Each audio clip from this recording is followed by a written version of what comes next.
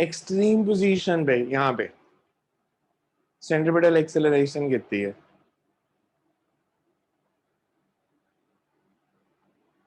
Extreme position पे centripetal acceleration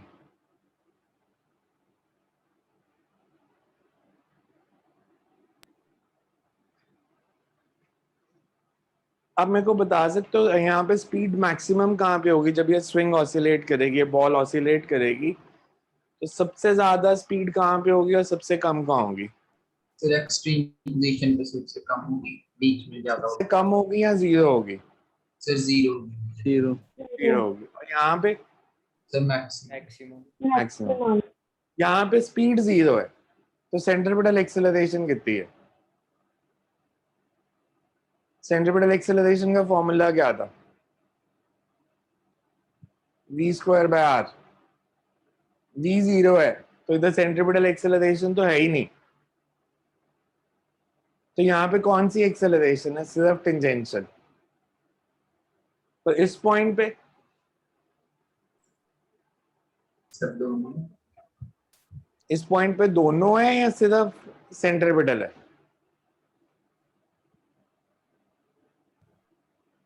दोनों है या सेंट्रिपिटल है? सेंट्रिपिटल।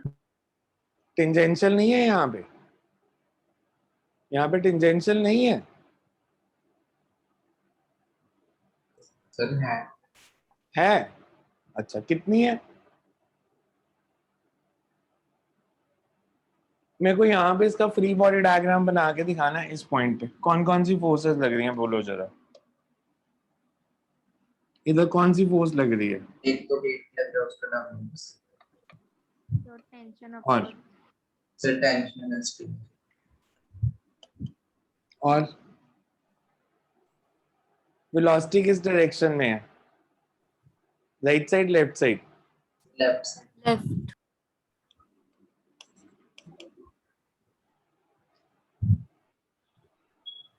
वेलोसिटी की डायरेक्शन में कोई फोर्स मार्क किया आपने? वेलोसिटी की डायरेक्शन में फोर्स मार्क किया है कि नहीं की? नहीं की। जब फोर्स ही नहीं है तो एक्सेलरेशन कहां से आएगी वेलोसिटी की डायरेक्शन में? टेंजेंशियल एक्सेलरेशन कहां से आई है? कौन बोला था? ध्रुव बोला था मेरे ख्याल से। ध्रुव आपने बोला था ना? यस। आपको कौन सी फोर्स नजर आ रही है वेलोसिटी की डायरेक्शन में जो आपने बोला यहाँ टेंजेंशियल एक्सेलरेशन होगी? एक्सेलरेशन तो तब होती है जब फोर्स हो उस डायरेक्शन में। आप खुद ही दो फोर्सेस बता रहे हो, टी और mg। इस डायरेक्शन में कोई फोर्स नहीं बता रहे पर एक्सेलरेशन है इधर। सो इधर सिर्फ सेंट्रिपिटल है और इधर सिर्फ टेंजेंशियल है। यहाँ टेंजेंशियल एक्सेलरेशन कितनी है जल्दी से बोलो। इस पॉइंट पे टेंजेंशियल एक्सेलरेशन कितनी है?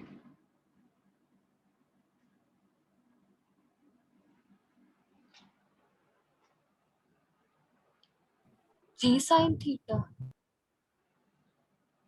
G sine theta. गुड। ये mg, ये t। This is mg sine theta, mg cos theta. इस डायरेक्शन में कौन सी फोर्स है? mg sin theta. तो tangential acceleration is g sin theta. We say at extreme position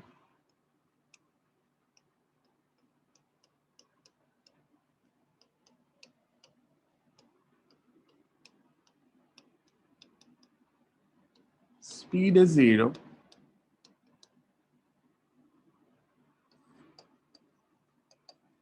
Centripetal acceleration zero because formula होता है AC is v²/r.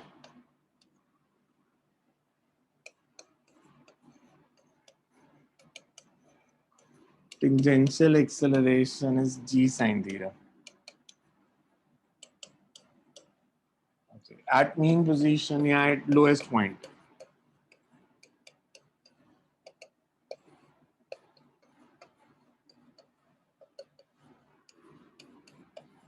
Tangential acceleration is zero. Centripetal acceleration कितनी है यहाँ पे? Lowest point पे centripetal acceleration. v² upon string की length. Okay, v square by r, r is length of string, तो v कितना, v कितना, v स्क्वायर,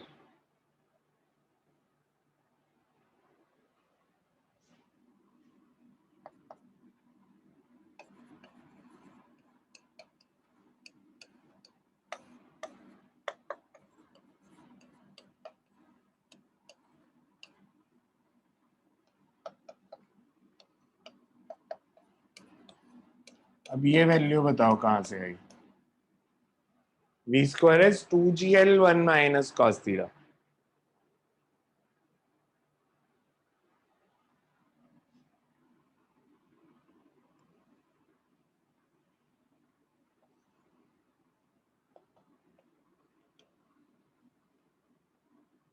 ये एक्सट्रीम पोजीशन, ये हाइड एज, इस पॉइंट पे, हाईएस्ट पॉइंट पे काइनेटिक एनर्जी कितनी है, 0 zero.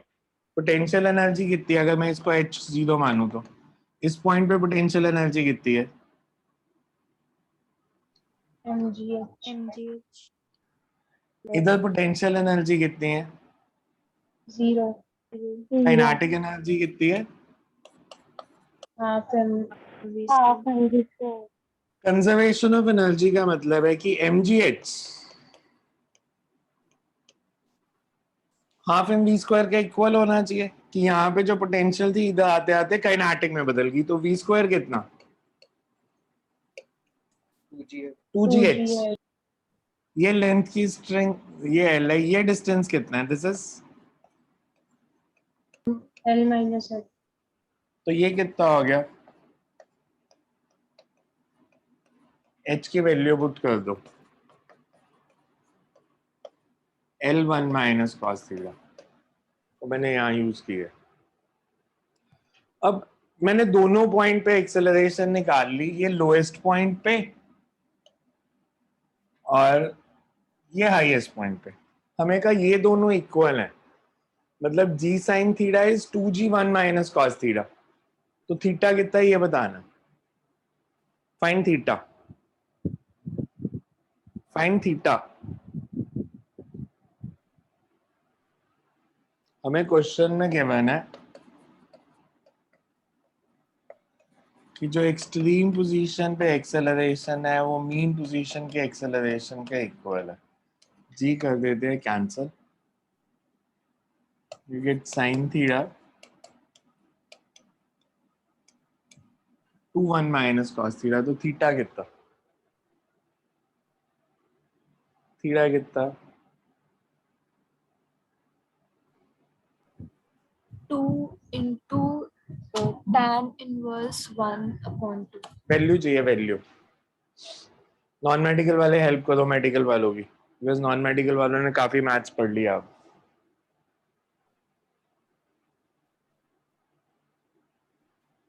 One minus cos theta क्या होता है,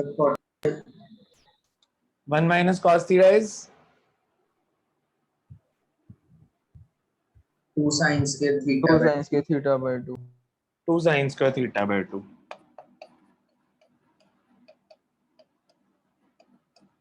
साइन थीटा क्या होता है, 2 sin theta by 2 cos theta by 2 ये हो गया कैंसिल, एक साइन थीटा बाय 2 भी कैंसिल हो गया, तो हमारे पास क्या बचा,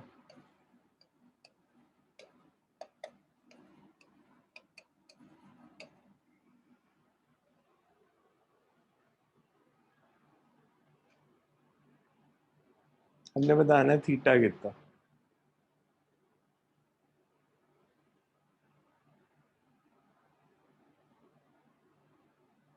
थीटा कितना,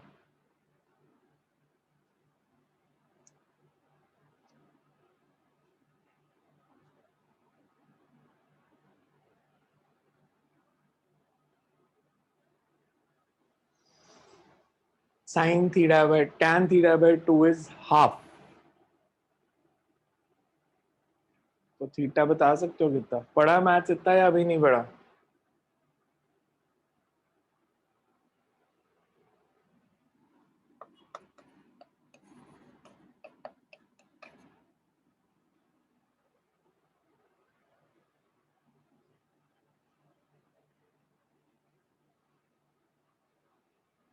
नहीं पड़े अभी वैल्यूज ये वाली, तो यू कैन या तो यहीं छोड़ देना या इसके आगे कर सकते हो। आपको मैं प्रूफ करके दे सकता हूँ। साइन 53 की वैल्यू क्या होती है? हमारे पास ये रिलेशन है ना, साइन 53 बताना क्या होता है? Sign 53 is 4/5, cos 53 3/5. 3/5. सेटिस्फाई हो रही है ये कंडीशन? Yes, 53 sir. डिग्री पे sine theta is 2 1 minus cos theta. नहीं पढ़ा तो यहाँ पे छोड़ देना, बिकॉज मेडिकल वाले भी यहीं पे छोड़ेंगे, तो मेडिकल वालों ने तो इतना मैथ्स पढ़ना नहीं है। So you can say θ/2 is tan inverse half. यहाँ पे ऐसे लिख सकते हो, theta is 2 tan inverse half, because this is a general answer. अगर आपको नहीं भी वैल्यूज याद तो इसके नंबर नहीं कटते फिजिक्स में। मैथड देखो, सबको समझ में आया कैसे किया? हमने लिया Yes, जब sir. एक्सट्रीम पोजीशन थी, एक्सट्रीम पोजीशन पे स्पीड जीरो थी, स्पीड जीरो थी तो सेंट्रिपिटल एक्सेलरेशन जीरो थी, सिर्फ टेंजेंशियल एक्सेलरेशन थी। और मीन पोजीशन पे जब आप पहुंच गए लोएस्ट पॉइंट पे, तो टेंजेंशियल फोर्स कोई नहीं है, टेंजेंशियल एक्सेलरेशन जीरो है और यहाँ पे सिर्फ सेंट्रिपिटल एक्सेलरेशन है v²/r। तो उन दोनों को लेके हमने इसको सॉल्व किया। क्लियर है सबको, या देखो किसी को डाउट है तो? किसी को इसमें डाउट है तो पूछो।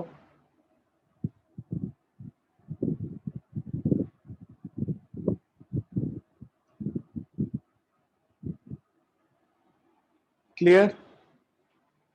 करो नेक्स्ट। कर लिया नोट ये सारा? No, sir.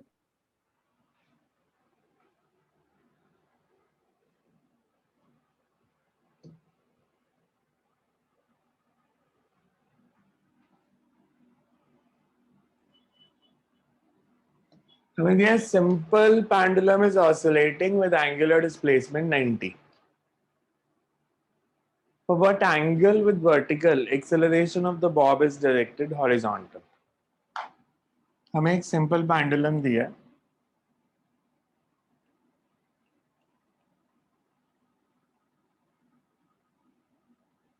which is oscillating such that its amplitude of oscillation is 90. मतलब you can say वो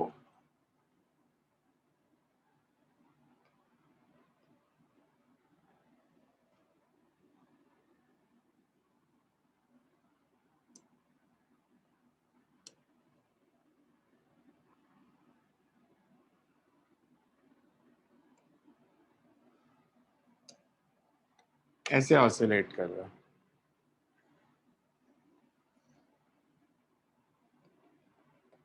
90 डिग्री एम्पलीट्यूड मतलब ये दोनों साइड 90 डिग्री तक जाता है।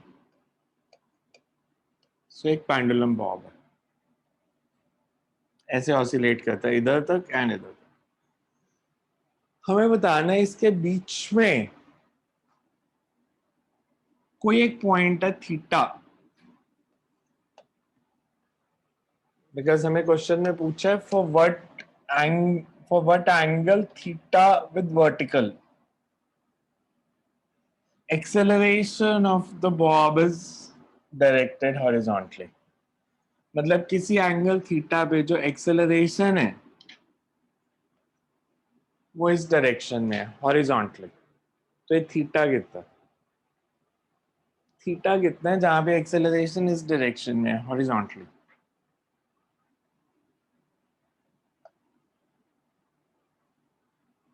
कैसे करें? Find the value of theta for any point p for which acceleration is directed horizontally।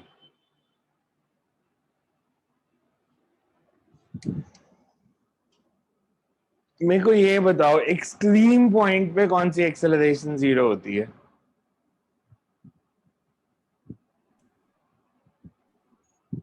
Extreme point पे जब एम्पलीट्यूड 90 डिग्री होगा तो सेंट्रिपिटल जीरो, और सबसे नीचे वाले पॉइंट पे टेंजेंशियल जीरो। Initial 0. तो जो बीच में कोई भी पॉइंट होगा वहां पे दोनों एक्सेलरेशंस होंगी, वहां पे ना तो सेंट्रिपिटल जीरो होगी ना टेंजेंशियल जीरो होगी। हमें दिया कि उन दोनों का जो रिजल्टेंट है दैट इज हॉरिजॉन्टल। मतलब इस पॉइंट पे दो एक्सेलरेशंस अगर मैं मार्क करूं, से टेंजेंशियल एक्सेलरेशन 80 और ये सेंट्रिपिटल एक्सेलरेशन AC, इन दोनों का जो रिजल्टेंट है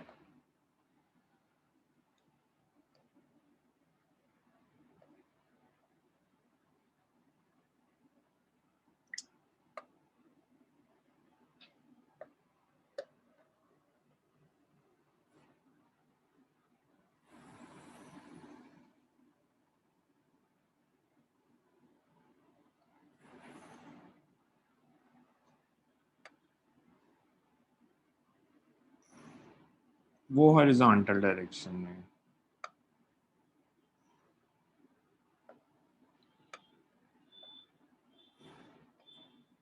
ये टेंजेंशियल एक्सेलरेशन है, ये सेंट्रिपिटल है और रिजल्टेंट हॉरिजॉन्टल है। तो हमने बताना है थीटा कितना होगा। AC और AT का रिजल्टेंट इधर है, because centripetal acceleration x towards center, tangential x tangent to the path.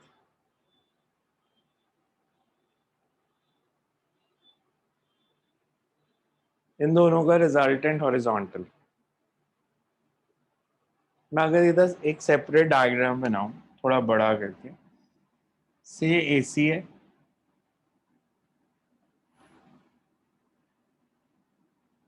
ये AT है,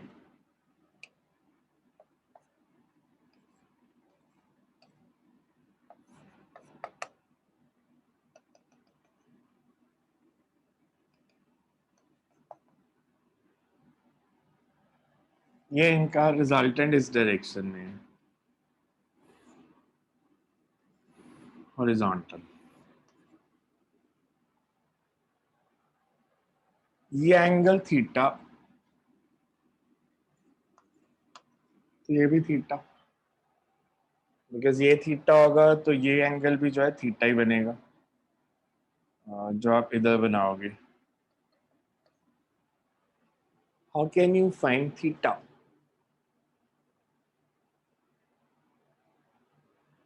कैसे निकालें?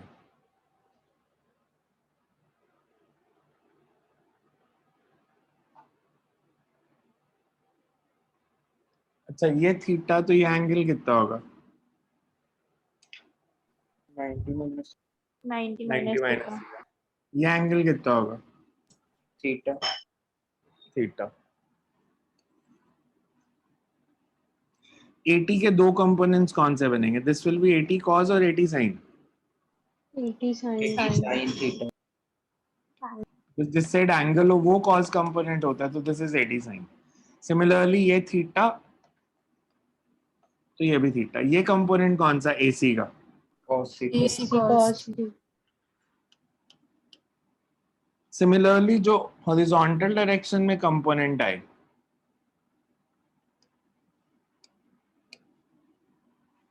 AC sin theta and ये AT cos आएगा theta. AC sin theta plus 80 cos theta. हमें रिजल्टेंट एक्सेलरेशन वर्टिकल डायरेक्शन में कोई दिया उसका कंपोनेंट, या सिर्फ हॉरिजॉन्टल है? Resultant resultant Yes. इधर है, मतलब इस एक्सेलरेशन का कोई वर्टिकल कंपोनेंट नहीं है, मतलब ये दोनों हमेशा कैंसिल आउट करेंगे। बिकॉज अगर AC cos थीटा इससे बड़ा होता तो नेट एक्सेलरेशन वर्टिकल डायरेक्शन में अपवर्ड आती, अगर AT sin थीटा बड़ा होता तो नेट एक्सेलरेशन वर्टिकल डायरेक्शन में डाउनवर्ड आती। हमें कहा कि वर्टिकल डायरेक्शन में कोई एक्सेलरेशन ही नहीं है, that means AC cos theta is equal to AT sin theta. समझ में आ रहा है बात? Yes, sir. Yes, sir. As net acceleration is horizontal,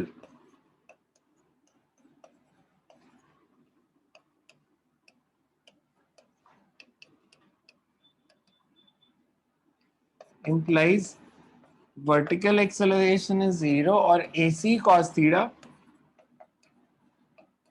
is equals to 80 sin theta. अच्छा, सेंट्रीपिटल एक्सेलरेशन का फॉर्मूला क्या होता है? v square by r या v square by l, l is the length of pendulum।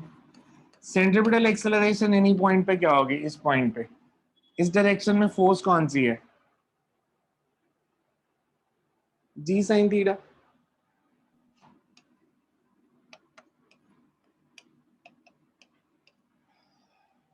यहां पे rest पे था, इधर तक आते आते वेलोसिटी कितनी हो गई? v स्क्वायर की वैल्यू कितनी? जैसे भी पीछे क्वेश्चन में किया, यहाँ पे वैल्यू कितनी होगी? सेम उसी तरह करो ना। ये l तो ये डिस्टेंस कितना? L cos l cos theta. जब बॉडी इस पॉइंट से यहां तक आई, इसकी पोटेंशियल एनर्जी कितनी कम हुई इस पॉइंट से यहां तक आने में? से A से P तक आने में पोटेंशियल एनर्जी कितनी कम हो गई? हाइट कितनी कम हुई है? L L L या L cos theta? L cos theta. L तो cos पोटेंशियल एनर्जी कितनी कम हुई? mg और L यही cos काइनेटिक में चेंज हुई है। पहले हमने इस पॉइंट को और इसको कंपेयर किया था, अब मैं इन दोनों को कंपेयर कर रहा हूं। तो A से P तक जब बॉडी आई, पोटेंशियल एनर्जी कम हुई mgl cos थीटा, उतनी काइनेटिक बढ़ गई, मतलब v स्क्वायर की वैल्यू 2gl cos थीटा। तो वो यहां डाल देते हैं।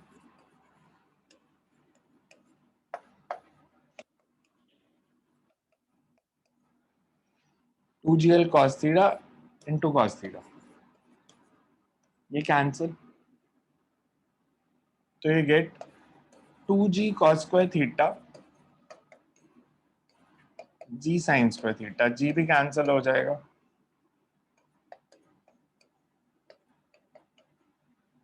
So tan theta is root 2. Tan theta is root 2 and theta is tan inverse root 2. tan inverse root 2.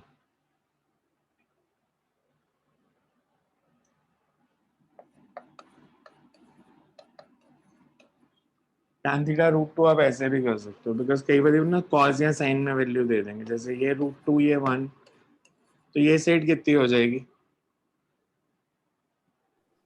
5 The root of 1 plus under root of 3.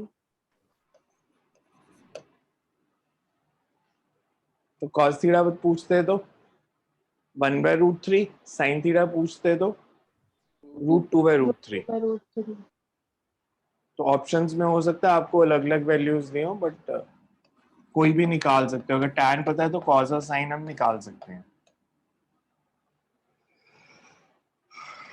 देखो समझ में आ रहा है क्या किया? इसको ध्यान से देख लो एक बारी, कोई स्टेप नहीं समझ आया तो मेरे से पूछो।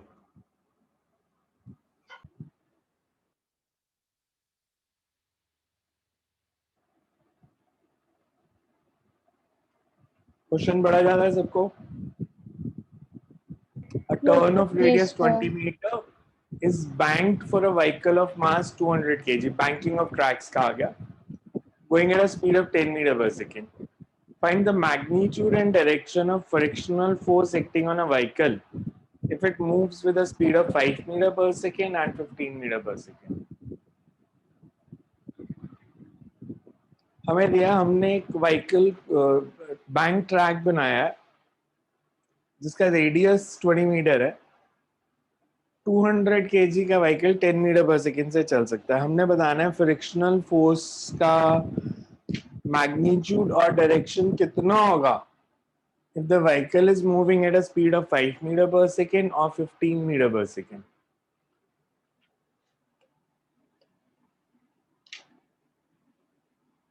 Banked circular track.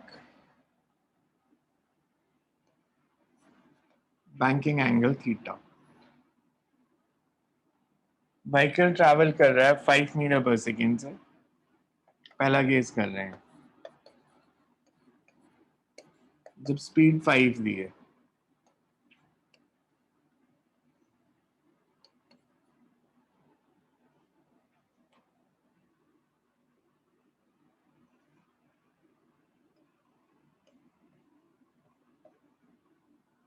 mv²/r। इसको मार्क ना करो, फोर्सेस मार्क करने का। अगर मैं सिर्फ ये दो फोर्सेस मार्क करता हूँ, फ्रिक्शन अभी मार्क नहीं की मैंने बिकॉज वो तो हमने बतानी है कितनी और किस डायरेक्शन में। आर के दो कंपोनेंट्स,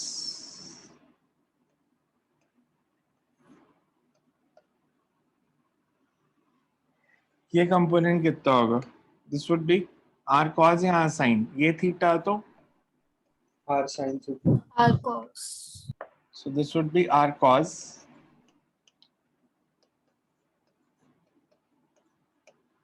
आर साइन थीटा। अब ये किस लिए दिया है कि this is banked for a speed of 10 meter per second. Why it is given? It is banked for a speed of 10 meter per second. जब इस तरह से दिया होता है इसका मतलब यह होता है कि अगर हम फ्रिक्शन नहीं भी कंसिडर करते हैं तो बॉडी 10 मीटर पर सेकेंड से ट्रैवल कर सकती है। विदाउट फ्रिक्शन भी 10 मीटर पर सेकेंड से सेफली चल सकती है बॉडी। कल हमने फॉर्मूला क्या किया था? अगर बैंक ट्रैक पे फ्रिक्शन नहीं है तो v² की वैल्यू क्या थी? बैंक ट्रैक पे अगर फ्रिक्शन नहीं है, RG10 rg tan theta, हाँ, v² Root is tan rg tan theta. theta. If no friction is there,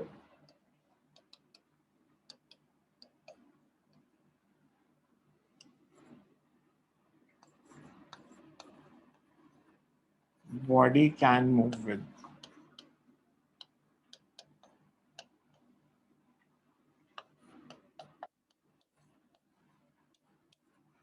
मतलब tan theta is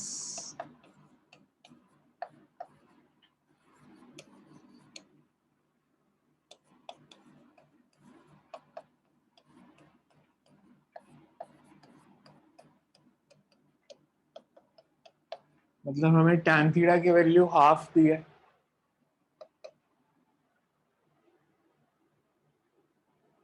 कि tan theta is half।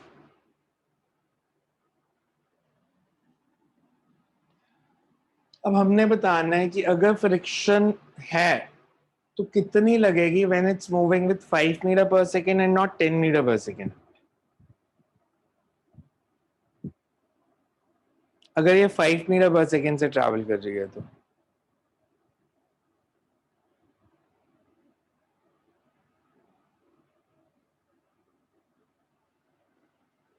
बिना बैंकिंग के ये फॉर्मूला याद है कैसे ड्राइव हुआ था? yes कैसे? ये कैसे आया फॉर्मूला? अगर फ्रिक्शन नहीं है तो ये भी मैंने फ्रिक्शन नहीं बनाई। सर पहले आपने फ्रिक्शन का फॉर्मूला निकाला था उसमें म्यू की यहीं से वैल्यू देख लो ना, अगर फ्रिक्शन नहीं है और ये मूव कर रही है इसका मतलब r cos theta is equal to mg and r sin theta क्या कर रहा है? Centripetal. Centripetal acceleration.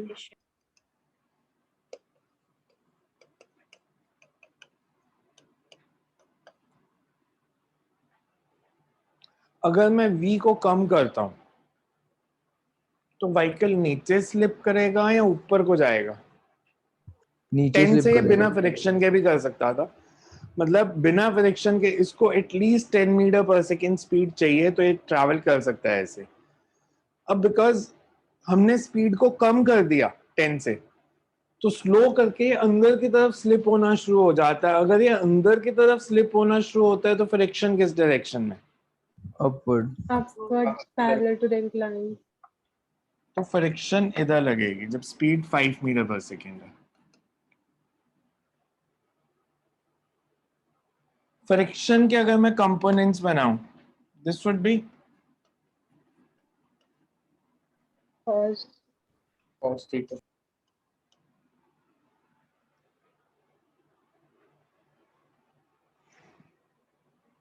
ऊपर नीचे बॉडी ट्रैवल कर सकती है? No, sir. No, sir. No. तो कंडीशन क्या बनी for vertical equilibrium?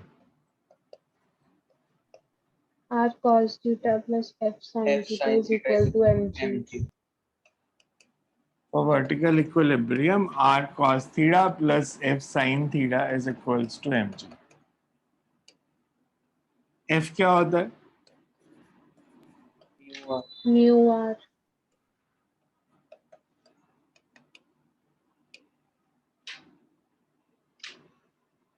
Horizontal direction अगर देखें,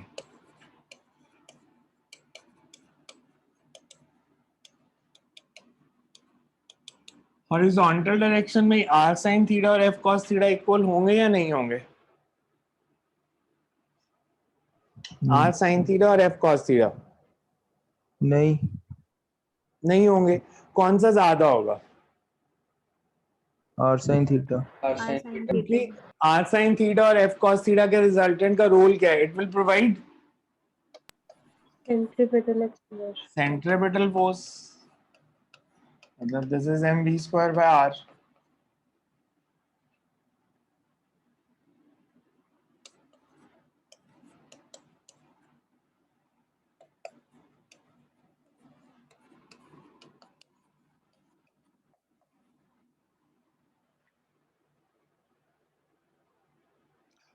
अब अगर आप क्वेश्चन देखो, अगर मेरे को tan थीटा पता है तो मेरे को ये दोनों वैल्यूज भी पता है।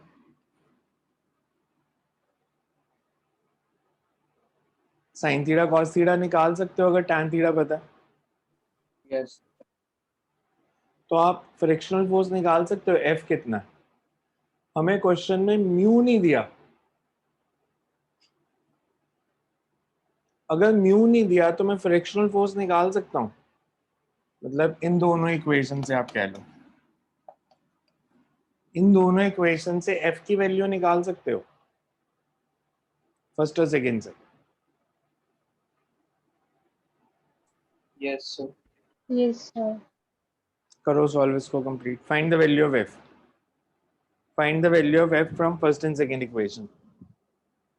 बिकॉज हमें tan थीटा हाफ दिया है, tan थीटा हाफ दिया है तो मेरे को बताओ sin थीटा कितना हो जाएगा? sin theta would be 1/√5, cos theta will be 2/√5।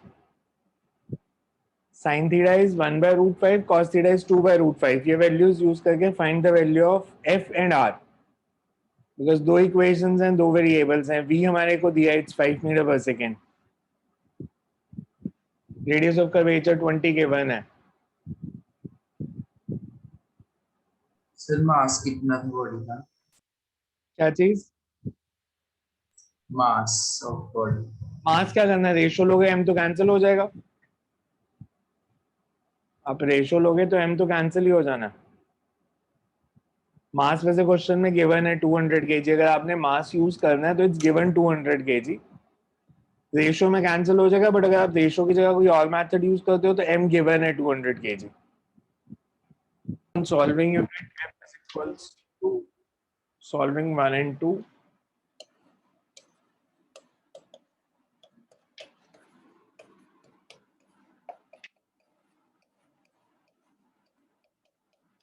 (300√5 Newton).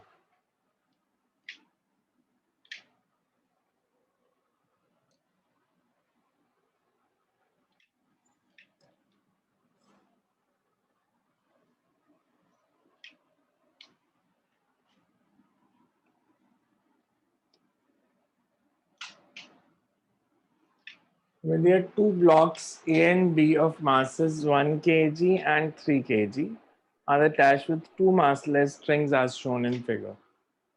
System is kept over a smooth table and is rotated about the axis as shown in figure, 2 radian per second speed. Magnitude of centrifugal force on A as observed by B and centrifugal force on B as observed by A. हमें दिया 2 radian पर second से move कर रहे हैं।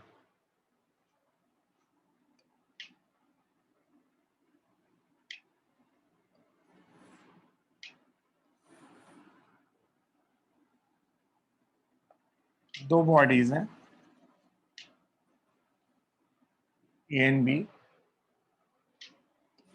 Angular velocity दी है 2 radian पर सेकेंड। पहले ये बताओ दोनों की लीनियर स्पीड सेम होगी या डिफरेंट होगी? लीनियर स्पीड और एंगुलर स्पीड में रिलेशन क्या होता था? v is equals to R r omega. जो a है that is moving in a circle of radius a sir वो वैल्यू पढ़ी नहीं जा रही, वो बहुत ब्लर है। 1 meter Yes, sir, and v बहुत is अच्छा है। moving in a circle of radius 2 meter. because हमारे को दिया है कि ये जो है this is 1 meter और ये भी 1 meter. A is moving in a circle of radius 1 meter, B is moving in a circle of radius 2 meter. दोनों की स्पीड कितनी होगी? A की स्पीड कितनी है?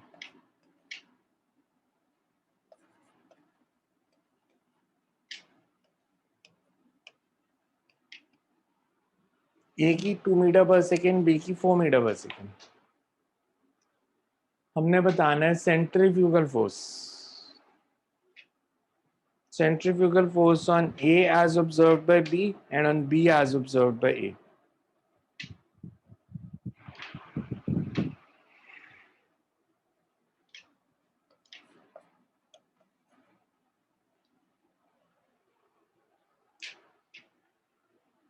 कैसे करें सॉल्व? मास ए का दिया है 1 kg, बी का दिया है 3 kg.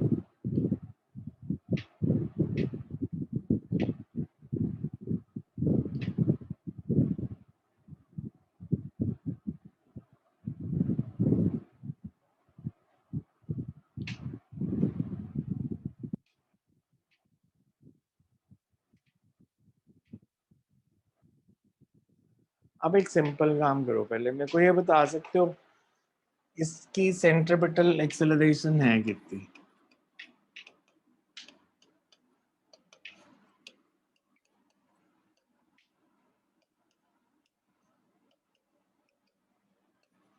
ए की सेंट्रिपिटल एक्सेलरेशन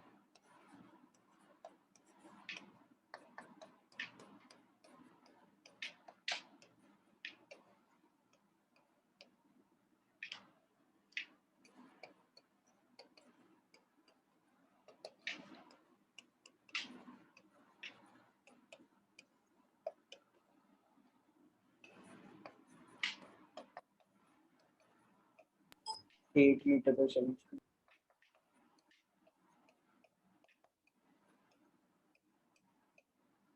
दोनों की सेंट्रिपिटल एक्सेलरेशन पता है, हमने बताना है find the magnitude and direction of centripetal force. इसका मास दिया है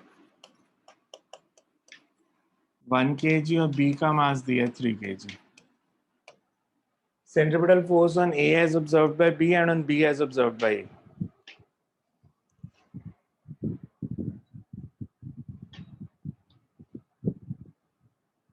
Centrifugal force.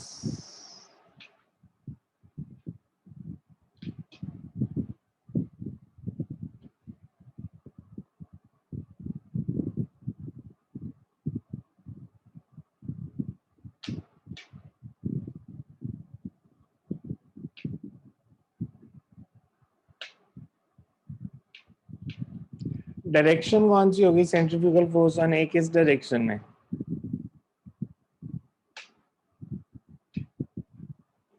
Centrifugal is a pseudo force, तो उसकी डायरेक्शन क्या आनी चाहिए? आउटवर्ड्स। बी की तरफ होगी। Outwards, radially outwards. तो मैग्नीट्यूड निकाल दो, उसका क्या होगा? Find the magnitude of centrifugal force on A as observed by B.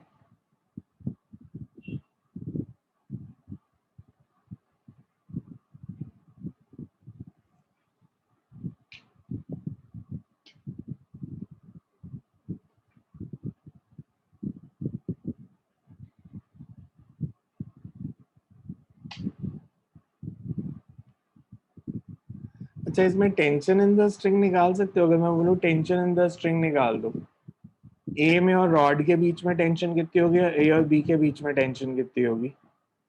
If I tell you कि find the tension in the string,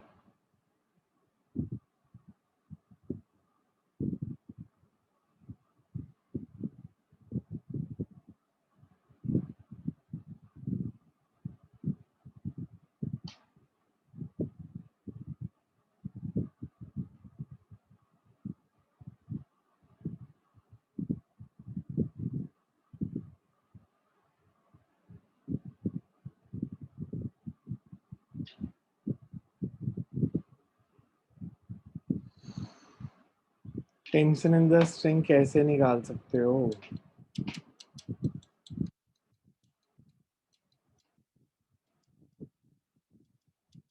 ये बता सकते हो ए में और रॉड के बीच में टेंशन ज्यादा होगी या ए और बी के बीच में ज्यादा होगी? टेंशन ज्यादा कहाँ होगी? बिटवीन रॉड एंड ए और ए एंड बी?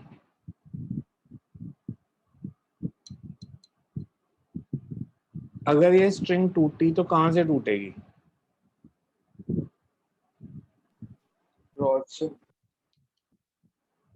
मतलब ए और रॉड के बीच में से या ए और बी के बीच में से? With reason.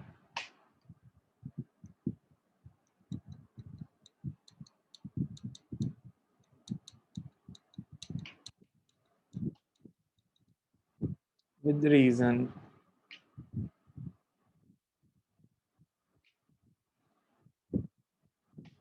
यार ए और बी के बीच में से। ए और बी के बीच में से क्यों? ए और बी के बी बीच का में से बी का मास ज्यादा है। बी का मास ज्यादा है। मैं अगर फ्री बॉडी डायग्राम बनाऊं,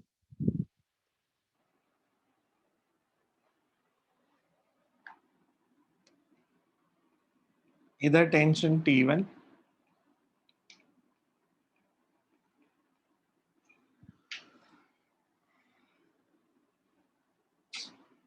ए पे सेंट्रिपिटल एक्सेलरेशन है, इधर बी पे एक्सेलरेशन है। इसकी हॉरिजॉन्टल डायरेक्शन में फ्री बॉडी इक्वेशन लिखना।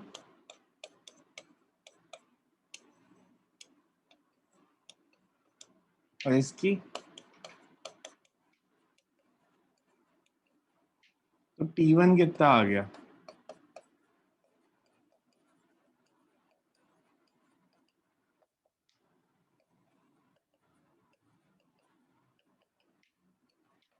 कौन सी टेंशन ज्यादा है, ए में या बी में? इन दो T1 या T2? T1 ज्यादा है। तो यही टूटेगी जहां पे टेंशन ज्यादा होगी, बिकॉज वहां पे जो टेंशन है वो दोनों का T2 और इसकी एक्सेलरेशन का सम होगी, because T1 minus T2 is the net एक force, and net force is mass into acceleration। और सेंट्रीपिटल फ्यूगल फोर्स निकालनी है तो फॉर्मूला लगाना, जैसे मास इनटू एक्सेलरेशन है सेंट्रीफ्यूगल फोर्स। अब उसी में ही रुक गया, एक्सेलरेशन तो निकाल ली थी, तो मास इनटू एक्सेलरेशन करना था बस।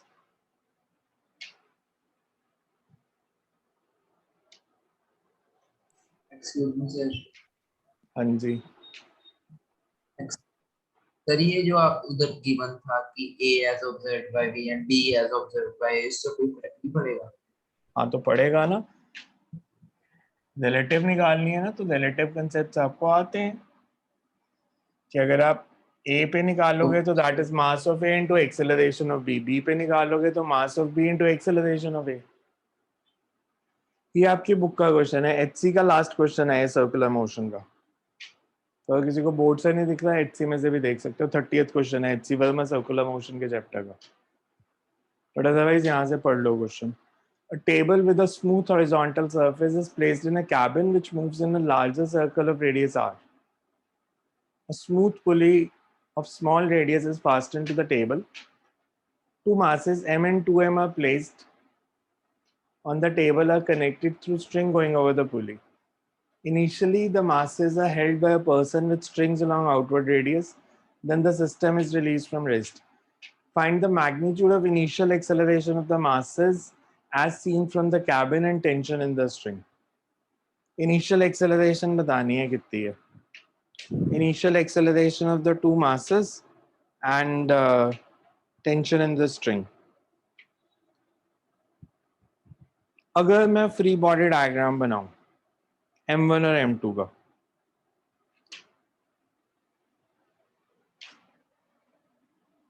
बिकॉज ये पूरा कैबिन ऐसे सर्कल में मूव कर रहा है, तो ये दोनों मासेस भी सर्कल में मूव कर रहे हैं।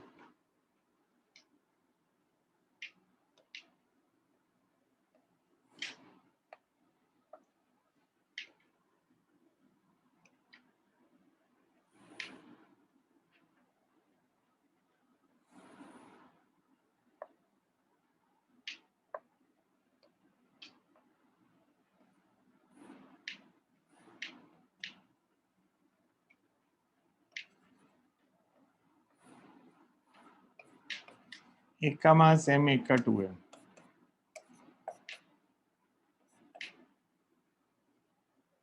और ये सर्कल में मूव कर रहे हैं। You have to find tension and acceleration.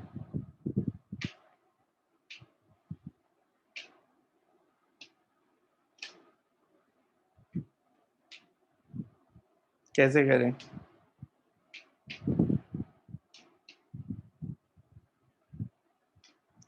इसमें mg का रोल है या नहीं है? अगर ये टेबल पे पड़े और ऐसे घूम रहे हैं सर्कल में, वो mg तो का रोल है या बैलेंस नहीं? वो तो नॉर्मल रिएक्शन से से बैलेंस हो गया। अगर ये ऐसे गोल घूम रहे हैं तो आप बता सकते हो कौन सा मास राइट साइड जाएगा, मतलब कौन सा लेफ्ट साइड? टेंशन दोनों पे सेम है। Which mass will move towards right and which will move towards left? and will move towards left.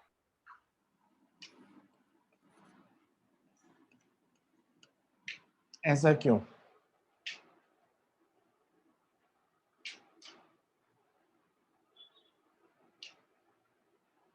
ऐसा क्यों?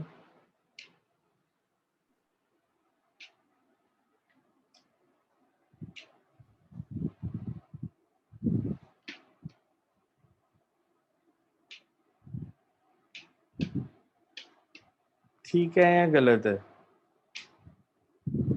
मेरे को लॉजिकली सोच के बताओ, मैंने एक्सेलरेशंस की डायरेक्शन ठीक मार्क की या गलत मार्क की?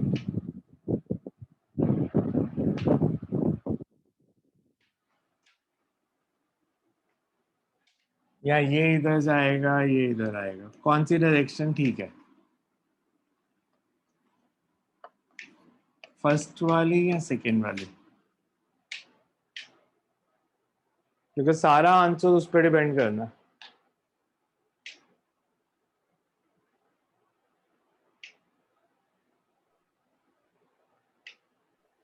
सर हाँ जी।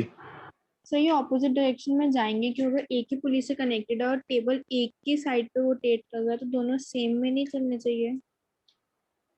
ऐसे कभी हो सकता है? आप खुद लॉजिकली सोचो। अगर ये इधर आएगा, ये भी इधर आएगा, तो ये तो पुली से ये डायग्राम ऐसे नहीं बन जाएगा भाई। पुली का तो रोल ही नहीं था। अगर दोनों ही इस तरफ आ गए या दोनों उस तरफ कैसे जा सकते हैं? अगर एक लेंथ बढ़ेगी तो दूसरी साइड की लेंथ तो कम होनी चाहिए ना। लेंथ ऑफ स्ट्रिंग तो कांस्टेंट है। अगर ये लेंथ बढ़ती है तो ये कम होनी चाहिए, ये बढ़ेगी तो ये कम होनी चाहिए, बिकॉज यहाँ से लेके यहाँ तक लेंथ तो फिक्स्ड है। तो दोनों एक डायरेक्शन में तो कभी जा ही नहीं सकते। तो मेरे को बताओ, फर्स्ट वाली डायरेक्शन ठीक है या सेकेंड वाली ठीक है?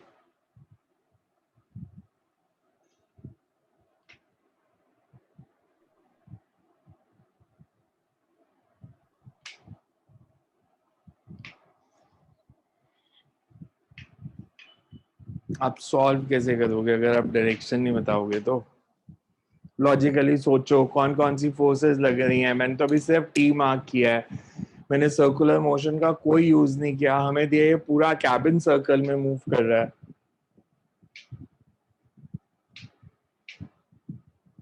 तो उसके कारण नेट एक्सेलरेशन किधर होनी चाहिए?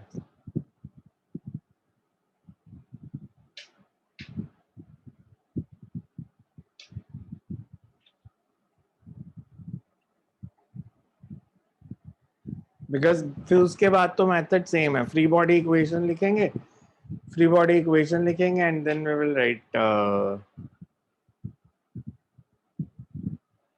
सॉल्व कर देंगे उनको कि दोनों की फ्री बॉडी इक्वेशन। बट अभी मैंने सिर्फ एक फोर्स मार्क की हुई है।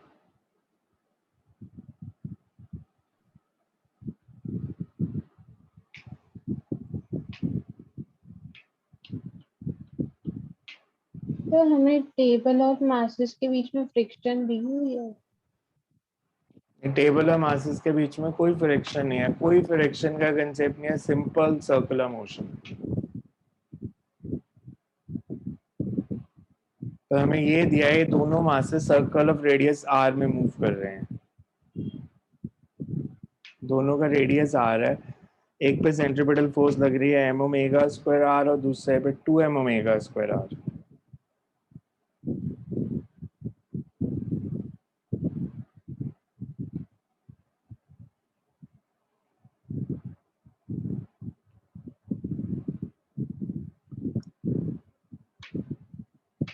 आपको अगर कुछ नहीं भी समझ आ रहा ना, आप बहुत सिंपल काम कर सकते हो, आप एज्यूम कर लो, लेट,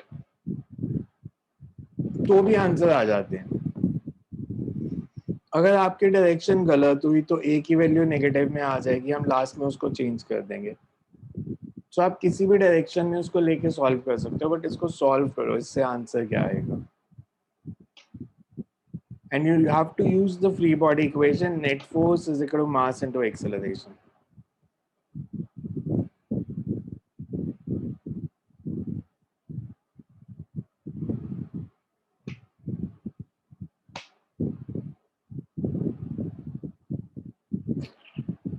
ये होमवर्क हो गया आपका। ये क्वेश्चन प्लस 28 एंड 29 कल करते हैं तीनों को। 28, 29, 30 ये 3 क्वेश्चन करके देखने हैं आपने HC की बुक के पेज नंबर, मेरे पास अभी है नहीं, तो सर्कुलर मोशन का अलग से चैप्टर है, तो सर्कुलर मोशन के चैप्टर में क्वेश्चन नंबर 28, 29 एंड 30, ये 30th है। इससे पहले 28, 29 भी है, वो दोनों भी करने हैं आपने। कल करते हैं फिर इसके आगे, बट आज वाले क्वेश्चंस दोबारा से चेक करना है एक बार ही। सर PDF सेंड कर देना। कर दूंगा PDF।